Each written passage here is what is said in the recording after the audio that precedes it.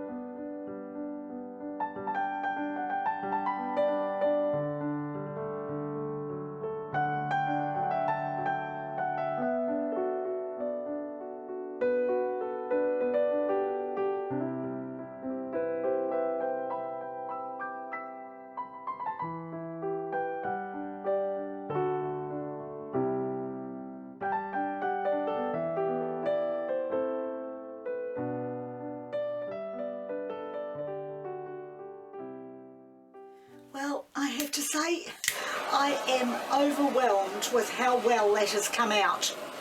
I do understand that as it dries, the colours get darker, but the overall effect is beautiful. I'm so happy with that. Just particularly sticking with just those three colours. And there is no silicone mixed in the paint at all. My paints have been mixed with my usual pouring medium of PVA glue and water. And to me it's like an underwater coral bed. All I would be waiting for now would be for the fish to pop their heads out. Just beautiful. So happy with it. So before I bring it up closer to the light to show you just how pretty it is, I'm going to show you the colours that I actually mixed up today, which is one I have already showed you here. It is Fluorescent Luby Pink by Renault Art, and the second one was Neon Yellow by Artist's Acrylic in the Value series, and the third one is Neon Green, also by Renault Art, in the just called Fluorescent Green.